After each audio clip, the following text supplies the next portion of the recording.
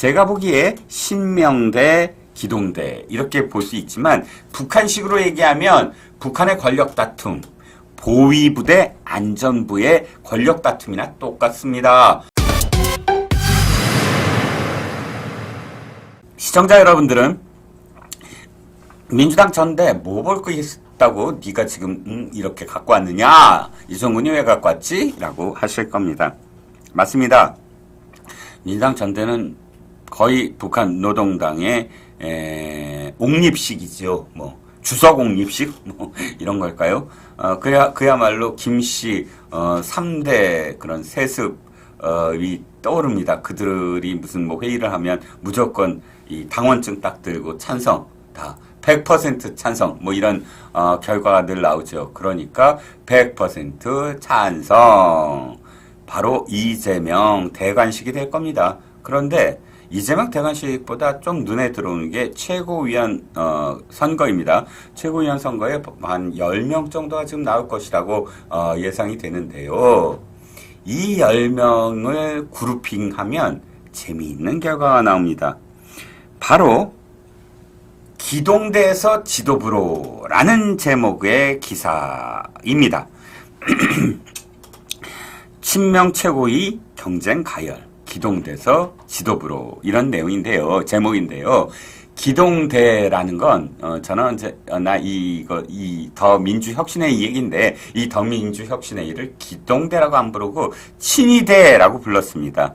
그야말로 홍위병들이지요. 이 홍위병들이 가장 강성 발언들을 해대고 이 보위부 그러니까 북한의 보위부와 마찬가지로 여기서 감시를 하면서 누가 수박이냐 수박이랑 좌표를 딱 찍고 개딸들이 완전히 거기에 그냥 뭐 난리를 치는 그 좌표 찍은 대로 그렇게 만드는 바로 보위부나 마찬가지였습니다. 이 더민주혁신회의가 지금 31명의 의원들을 배출을 했는데요.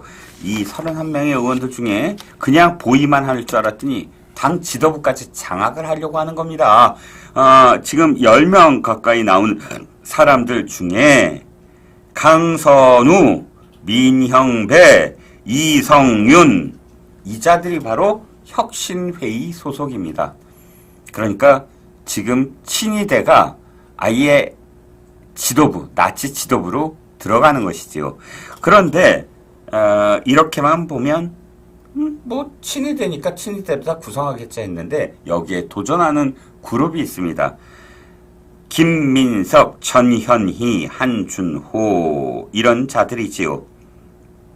여기에 김지호, 정봉주까지 이름이 언급이 되고 있습니다. 김민석, 전현희, 한준호 누구들이죠? 옛날 사람들이잖아요. 이재명이가 민주당에 오기 전부터 있었던 사람들입니다. 이들은 나중에 전향을 하지요. 이재명 계파로. 그러니까 신명들이지요. 전현희도 사실 문재인에게 굉장히 가까운 척했고요. 김민석은 원래 정몽준한테 가서 김민세라는 이름으로 지금까지도 낙인이 찍혔죠. 철새의 대표적인 상징으로요. 그런데 이자가 어느 날 순간 이재명 하면서 묻지마 이재명 신자가 됩니다. 전현희 역시 물론 김어준한테 무릎을 꿇고 큰절을 했지만 그보다 더 큰 절은 이재명에게 했겠죠. 왜? 공천을 참 하사해 주셨으니까요. 그러니까 이들은 한준호는 아시죠? 한준호는 원래 친문이었습니다. 그런데 이렇게 지금은 신명이 됐죠. 신명. 이 그룹은 앞서 얘기했던 혁신회의와 다른 그룹입니다. 제가 보기에 신명대, 기동대 이렇게 볼 수 있지만 북한식으로 얘기하면 북한의 권력 다툼, 보위부 대 안전부의 권력 다툼이나 똑같습니다.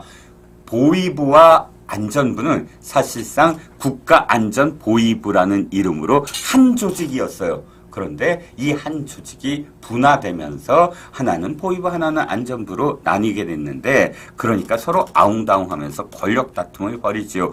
둘이 하는 짓은 사실상 크게 다를 바 없습니다. 인민들의 사상을 통제 관리하는 이 일들을 하지요. 지금 혁신회의나 지금 신명이라는 자들도 역시 똑같습니다. 누가 지금 수박이냐, 누가 딴 생각을 하느냐라는 걸 감시 통제하는 그런 사람들이지요.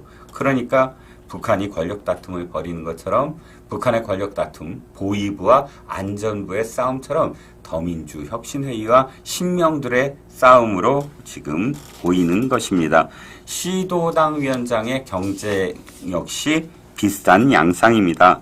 경기도당 위원장 선거 후보로 보니까 친명계 문정복, 민병덕, 강두구, 김승원이 4파전을 예고했는데 여기서 강두구가 대표적인 더민주 혁신회의 출신이고요. 광주시당 위원장 자리에는 강위원과 양부남이 싸우지만 강위원 누군지 아시죠?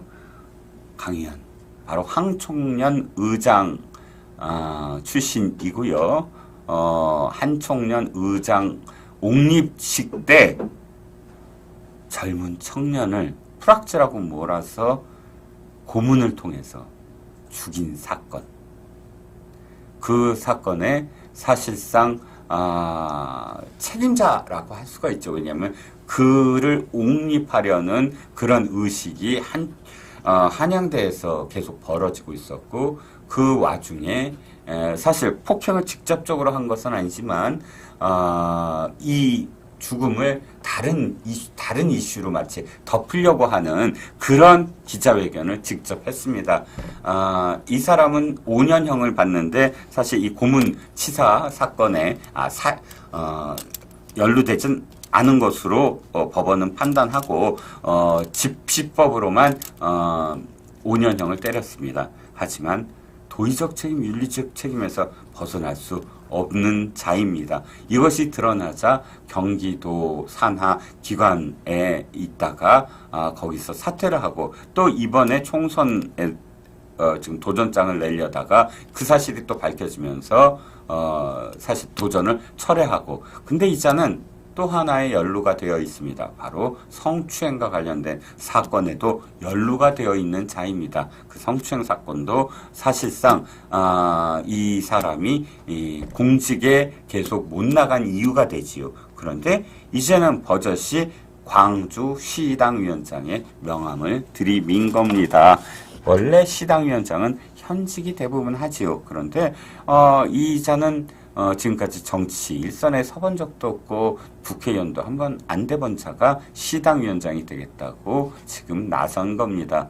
무엇 때문일까요? 아마도 광주시장 후보로 나설 가능성이 굉장히 큽니다.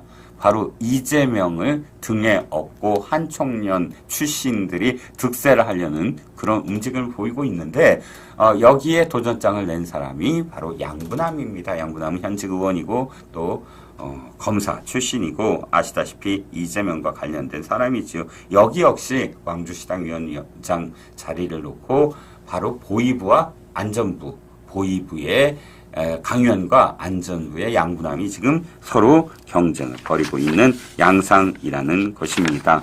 뭐 이들이 지금 경쟁을 하는 가장 큰 방법이 찬양이죠. 찬양. 이재명을 누가 더 찬양할 것인가? 이재명을 누가 더 감동스럽게 찬양할 것인가? 뭐 이런 것으로 서로 경쟁을 벌이고 있지요. 뭐 강선우부터 시작을 해서 뭐 김병주, 뭐 김지호, 뭐 전부 다 참 기가 막힌 그런 그 출마의 변을 놓고 있지요. 기억하시지요? 뭐 다 나왔습니다. 제가 뭐 일일이 그것을 다시 찾아서 말씀드리기가 부끄러울 정도로 명비어천가를 지금 휘날리고 있지요. 이 명비어천가가 얼마나 최악인지 뭐 여러분들도 다 느끼실 겁니다. 하지만 이들은 꿋꿋하게 명비어천가를 계속할 겁니다. 왜? 이번에 당원들이 지금 아마도 투표에서 이 포션이 50%로 바꿨을걸요. 그러니까 개딸들에게 지금 지지를 받으려면 당연히 누가 더 찬양을 할 것인가, 그 개딸들의 마음을 누가 더 가져갈 것인가가 관건이겠죠. 그래서 더욱 참 낯 부끄러운 그런 그 경쟁이 앞으로 일어날 겁니다. 자, 그럼에도 불구하고 민주당 전대는 이재명과 민주당에게 치명적인 결과를 낳을 것입니다. 이유는 이겁니다. 이재명의 재판이 참 많지요. 4개나 벌어지고 있는데 앞으로 하나가 더 추가되겠죠. 대북 송금 재판. 그런데 이 중에서 공직선거법 재판이 이번에 9월에 결심 공판이 열린다고 합니다. 이 재판 원래는요, 선거법 재판은 6개월 내로 끝나야 합니다. 1심이 6개월 내로 끝나고 해서 2심, 대법원까지 거의 1년 이내로 다 끝나야 되죠. 하지만 완전히 정말 최악의 그런 그 재판 지연이 이루어져 있었습니다. 이 판사들 참 별짓을 다 했죠. 뭉개다가 사퇴도 하고, 아니, 사표를 쓰면 어쩌란 말입니까? 재판 한 번 열지 않고. 그 다음, 그런데 이제 마침내 1심 판결이 10월 달에 나올 예정입니다. 9월에 결심 공판을 하면요. 9월에 결심 공판이라는 건 바로 구형을 뜻하는 것이고요. 8월 달에 재판부가 마지막으로 피고 측을 신문하는 것으로 모든 그런 재판 기일을 끝내려고 하고 있습니다. 아시다시피 8월 달에 전대가 열리고 연임을 하는 즉시 재판정에 가서 신문을 받고 그 다음 달에 결심 공판을 받고 그 다음 달에 선고를 받는 것입니다. 구속이 될 것이냐? 그건 저도 장담할 수 없습니다. 하지만 선거법과 관련된 형량에 따라서는 피선거권이 박탈됩니다.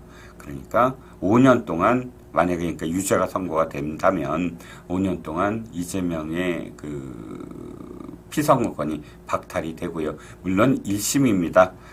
대법까지 가려면 아직도 멀었지만 그럼에도 불구하고 가장 핫하고 가장 뜨거웠던 그런 이 지난 그 재판들 중에 제일 먼저 어쨌든 종결을 한다라는 의미가 있고요. 그래서 사실상 최고위원들이 왜 이렇게 경쟁을 하느냐, 또는 최고위원들이 무엇을 할 수 있을 것이냐, 한 사람이 모든 걸 다 하는데 왜 이렇게 최고위원들을 전부 다 개딸 신명과 보위부 안전부가 이렇게 싸우게 만들었을까? 바로 자신의 사법 리스크 때문이었을지도 모릅니다. 자기가 들어갈 것이라고, 사실 지은 죄는 자기가 다 알잖아요. 얼마나 최악의 어떤 범죄들을 저질렀는지 자기가 모르겠습니까? 자기가 모른다면 그건 거의 뭔가 정신적인 어떤 문제가 있는 사람이고요. 무슨 패스, 이렇게 얘기하죠. 소시오패스, 사이코패스, 그런 패스가 아니라면 자신도 분명히 자신의 범죄로 인한 그런 재판의 이 결과가 자신을 자유롭게 하지 않을 것이라는 것 알 겁니다. 그렇다면 그 후에 가장 자신을 배반하지 않을, 자신의 뜻을 그대로 이어받을 그런 지도부가 계속 승계를 해야 됩니다.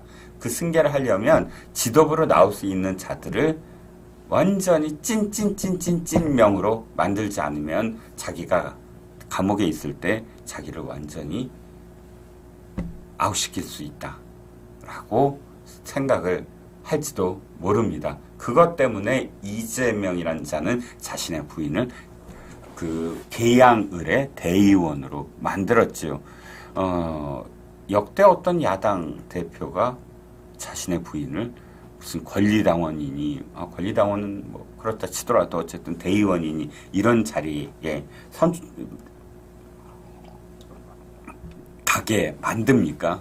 그러니까 이재명이란 자는 우리가 상식적으로 이해할 수 없는 기괴한 그런 일들을 벌이는데 사실 그 기괴한 게 아니라 자신의 뜻, 그러니까 감옥에 가지 않아야 되고 만에 하나 감옥에 가더라도 자신을 끝까지 보호하고 자신을 찬양하고 자신을 중심으로 뭉칠 수 있는 그런 사람들이 있어야 된다. 그래서 비명학살을 만든 것이고, 그런데 그것도 사실 불안해서 정청래 같은 자가 언제 또 이 당을 어떻게 할지 또 모르니까 자기 부인을 대의원으로 만들어서 자신을 대신할 상징으로 만든 것이겠지요. 자, 그래서 아마도 이들은 이재명 대통령을 내가 만들 수 있다라는 말 속에 이재명의 감옥 가더라도 대통령 내가 꼭 만들 거다라는 의미로 이재명의 시대를 열겠다라고 이야기할지도 모릅니다. 그 경쟁을 이제 하겠죠. 개딸들은 그야말로 누가 더 이재명의 아바타일까? 그것으로서 최고위원 경쟁을 하게 될 가능성이 높아 보입니다.